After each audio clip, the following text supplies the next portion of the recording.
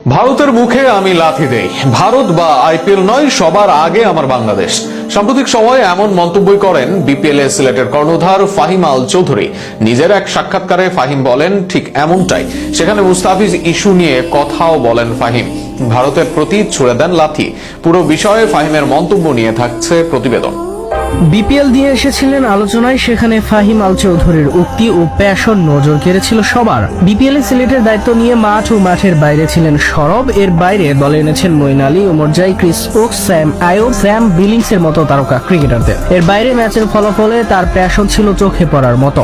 জয়ের উচ্ছ্বাস করেছেন বাঁধ ভাঙা, হেরেও পড়েছেন মন থেকে ভেঙে। সব মিলিয়ে বিপিএল এ বেশ আলোচিত চরিত্র ছিলেন ফাহিম আল চৌধুরী। তবে বিপিএল এর পরেও এবার আলোচনায় এই ব্যবসায়ী। সেখানে এবার তিনি আলোচনায় এসেছেন ফিজ ইস্যুতে কথা বলে, যেখানে তীব্র ভাষায় ভারত বিরোধিতা করেছেন তিনি। এমনকি পার্শ্ববর্তী দেশকে লাথি দেওয়ার কথাও বলেন তিনি। সেই মন্তব্যে ফিজকে আইপিএল থেকে বের করে দেয়াকে পুরো দেশের অপমান হিসেবে তুলে ধরেন ফাহিম আল চৌধুরী।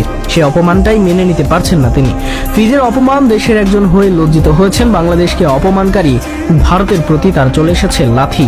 এমনকি জানিয়ে দেন আইপিএল বা অন্য কোনো দেশ নয়, তার কাছে সবার আগে বাংলাদেশ। নিজের দেয়া সাক্ষাৎকারে সিলেটের কর্ণধার বলেন, সবার আগে বাংলাদেশ। আইপিএল এ মুস্তাফিজকে বের করে যে অসম্মান করা হয়েছে সেটা আমাদের দেশেরই অসম্মান। যেই জাতি আমাদের দেশকে অসম্মান করে তাদের মুখে আমি লাথি দেই।